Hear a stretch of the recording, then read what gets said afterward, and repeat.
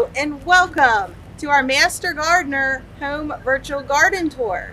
My name is Gina Ligon and I'm with the Boone County Cooperative Extension Service, and I am your Senior Program Assistant for Horticulture. And today we are with Miss Mary, and we are very fortunate to be down here near the Ohio River. So Mary, how did you get your love for gardening? I have been gardening ever since I was this big. And I grew up with a garden. I've always had a garden. I had plants all the years we traveled with our business in the motor home. I had plants all over the dash. It's just,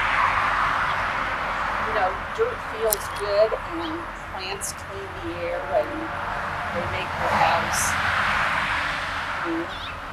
I just like growing things. Awesome! So, tell us a little bit about your garden that we're standing in.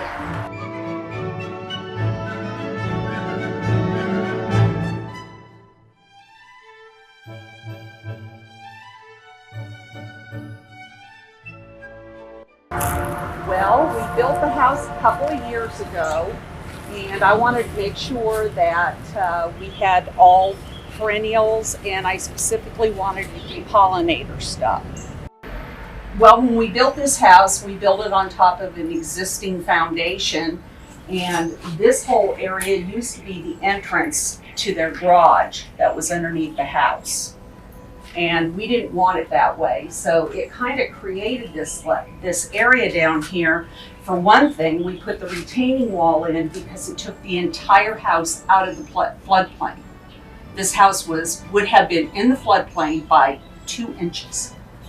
And so we put a 3-foot retaining wall in, and I decided I wanted to decorate this because I didn't like it just looking ugly. And so we took and we laid a floor, and then I built the beds. We filled them with dirt.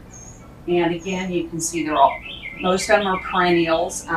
We're toying with the idea of putting heat tape down here so I don't have to take the caladium bulbs up in the fall and then just take the mulch that we're going to put there come spring and lay the bags on top of it.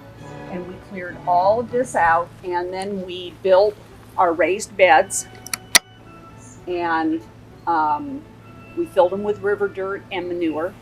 I have access to rotted horse manure, and so I put the first layer in. I don't know if this is right or not, but as the way it should be done, but I filled them half full with 2 to 3 year old rotted horse manure, and then I put the river dirt on top of them. And we had these 4 last year.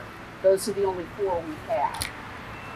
And at the end of the year, we took and shredded up all the leaves we could get our hands on, including the neighbors, and we covered the tops of all the beds with shredded leaves.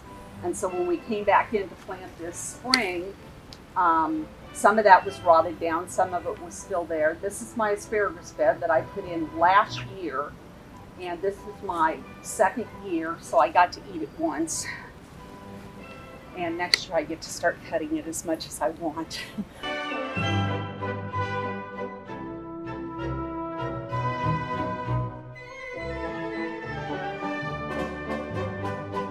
Every spring, as soon as it gets warm enough that I think I can bring them out, I always bring the houseplants out because it's good for them.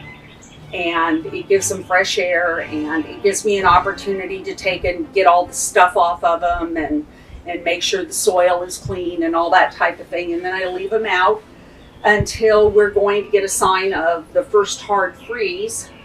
But in the springtime, sometimes I've brought them out, and then it's like, okay, we're going to get a hard freeze. All I do is take and put a sheet over them.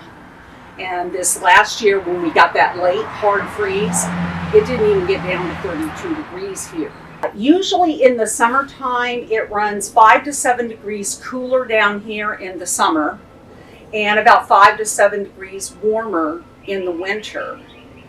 And even when it's really, really cold off, you can tell that the water in the river is warmer because it will have the steam coming up off of it. And we're really protected. We spent years living in that motorhome next door, and we have been sitting in the motorhome and watching out the front window, and these trees over across the river here, they're like bending, just practically bent in half from the storms that come in. And if we look outside the motorhome, which of course is backed up over here almost to where the hill starts, the canopy on the awning is just barely fluttering. It's like the bad weather stops at the fire hydrant.